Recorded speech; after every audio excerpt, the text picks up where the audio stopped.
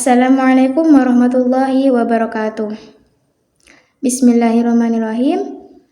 First of all, let's pray and thank into our God Allah Subhanahu wa Ta'ala who has given us some mercies and blessing. And secondly, may salawat and salam always be given to our Prophet Muhammad Sallallahu Alaihi Wasallam who has guided us from the darkness to the brightness, from the stupidity to the cleverness, and from the Jahira era to the Islamia era, namely Islamic religion that we love. Okay, let me introduce myself. My name is Wardaniatul Firdausia. You can call me Dania. Today I will present to you about our material today. There is correlation between language and society. The first material is about the concept of the relationship between language and society. Okay, let's begin. The concept of the relationship between language and society show that the two influence each other. So, antara bahasa dan masyarakat itu memiliki hubungan yang sangat erat, di mana kita dalam bermasyarakat untuk mengetahui kebiasaan dari kelompok lain, kemudian adat istiadatnya, budayanya, itu kita membutuhkan alat untuk berkomunikasi, untuk mengetahui semua hal itu. Jadi, fungsi dari bahasa atau untuk mencapai itu, kita membutuhkan yang namanya alat bantu, yaitu bahasa. Dengan bahasa, kita bisa mengetahui apa sih kebiasaan dari kelompok ini, apa sih adat istiadatnya, bagaimana budayanya. Nah, di situ kita terbantu dengan adanya bahasa. So, antara bahasa dan juga masyarakat itu memiliki kaitan yang sangat erat. Bahasa, language is the used to communication atau communicate, maintain order, demonstrate power, and achieve goals in society. And then, sociolinguistic is the study that looks at how language varies depending on social factors and how these social factors affect language. Jadi di sini ada satu ilmu yaitu sociolinguistic, yang mana ilmu tersebut mengkaji tentang bagaimana bahasa itu bisa bervariasi, bisa beragam. Yang awalnya satu bisa terbentuk 3 bahasa, dari daerah satu terbentuk 3 bahasa, seperti itu. Yang mana itu dipengaruhi dari faktor sosial, semisal dari wilayahnya, entah itu dipengaruhi dari umur atau status sosial. For the example, people from different regions may have different dialects or accents, even though they speak the same language, such as the difference between Javanese in Solo and Yogyakarta. Nah, contoh di sini adalah bahasa yang bervariasi karena berbedanya wilayah atau tempat tinggal. Semisal dicontohkan di sini Jawa. Bahasa Jawa yang digunakan di daerah Solo dengan daerah Yogyakarta itu berbeda, mulai dari berbeda accent-nya, berbeda dialeknya, dan juga berbeda dalam intonasi dan cara menyampaikan kepada orang lain, seperti itu. And then the second example is the language used in formal situations such as office meeting is different from the language used in casual conversation with friends. Okay, the second material is role of language in society. The first is as an element of culture. Language helps in understanding the culture of a group. Okay, researchers usually study the language of a tribe to better understand the group. And the first as an element of culture. So, memang di sini bahasa digunakan untuk sebagai elemen dari budaya. Jadi maksudnya di sini adalah bahasa digunakan untuk memahami budaya dari kelompok lain. Ya, seperti itu. Kemudian the second is as a marker of social stratification. Language can indicate certain social levels, such as in Sandis, which has undak usuk bahasa. Jadi dalam peran yang kedua itu sebagai penanda stratifikasi sosial, di mana bahasa dapat menunjukkan tingkatan sosial tertentu. Seperti dalam bahasa Sunda, istilahnya ada yang namanya undak usuk boso. Ya, seperti itu. Undak unduk basa. And then the third rule is as a symbol of tribal culture. Dialect, accent, and language variation reflect geographical and culture differences. Dan untuk yang ketiga yaitu sebagai simbol budaya suku. Dialek, aksen, dan variasi bahasa mencerminkan perbedaan geografis dan budaya. Jadi bahasa dari seseorang itu bisa mencerminkan dia itu dari mana. Dia itu berasal dari daerah mana, berasal dari suku mana, dan budayanya seperti apa. Karena dari bahasa ada yang namanya dialek, aksen, dan variasi bahasa. Dari itu bisa mencerminkan, oh ini dari Jawa bagian timur, itu Jawa Probolinggo. Itu seperti itu. And the next is function of language in society. The first is communication. So language is the primary tool for communication along the convey of ideas, feelings, information, and structure. Dari fungsi ini dapat disetujui oleh seseorang bahwasanya bahasa berfungsi sebagai media komunikasi, yang mana di situ dengan bahasa kita bisa menyampaikan ide, bisa menyampaikan perasaan kita, menyampaikan informasi, dan instruction atau arahan. Dengan itu kita bisa menggunakan bahasa untuk mengungkapkan hal itu semuanya.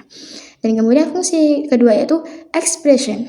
Language allow us to express emotion, feelings, and thought. Dari bahasa fungsinya untuk mengekspresikan. Nah, di sini kita mungkin ketika marah kita akan mengekspresikan dengan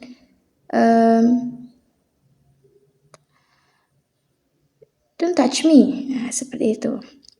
Dari bahasa kita bisa mengekspresikan perasaan kita. Semisal kita senang, oh, I'm so happy today. Nah, seperti itu. And then the next social cultural. The third is social integration and adaptation. Language is used to adapt to the social environment, choosing the appropriate language depending on the situation. And nomor 3 ini adalah integrasi dan adaptasi sosial. Bahasa digunakan untuk beradaptasi dengan lingkungan sosial. Memilih bahasa yang sesuai tergantung situasi. Semisal kita pada lingkungan yang baru, tentunya kita perlu beradaptasi, mulai dari bahasanya, budayanya, dan kebiasaan masyarakat di situ. Dan kita bisa menggunakan bahasa untuk lebih mengenalnya, seperti mengenal dari kebiasaan orang di sana, sehingga kita tidak terkesan culture shock sampai di sana. Seperti itu. And then nomor 4 yaitu social control. Language influence one's attitude, behavior, and speech. Helps in social control. Nomor 4 adalah kontrol sosial. Bahasa mempengaruhi sikap, perilaku, dan ucapan seseorang, membantu dalam pengendalian sosial. Ya, dengan bahasa kita bisa menentukan sikap dan perilaku kita. Misal ketika dicontohkan dalam situasi. Ketika formal, maka kita semestinya menggunakan bahasa yang lebih formal. Seperti itu. Dan kemudian identity and culture. Language help in shaping individual and group identity and maintaining values, norms, and tradition. Dan untuk yang nomor 5, sebagai identitas dan budaya, bahasa membantu dalam membentuk identitas individu dan kelompok serta mempertahankan nilai-nilai, norma, dan tradisi. Kemudian, number 6 is thought and conceptualization. Language affects the way we think and understand the world, allowing us to conceptualize complex ideas and thought. And the 7, learning and education. Learning and education. Language is an important tool in learning, enabling the transmission of knowledge and information. So, dalam pembelajaran kita membutuhkan bahasa. Pembelajaran dan pendidikan kita membutuhkan bahasa, yang mana dengan bahasa kita bisa menyampaikan materi atau pengetahuan kepada murid kita, seperti itu. Okay, the next material is factors affecting language use in society. That is, the first is cultural factors. For the cultural factors there is 4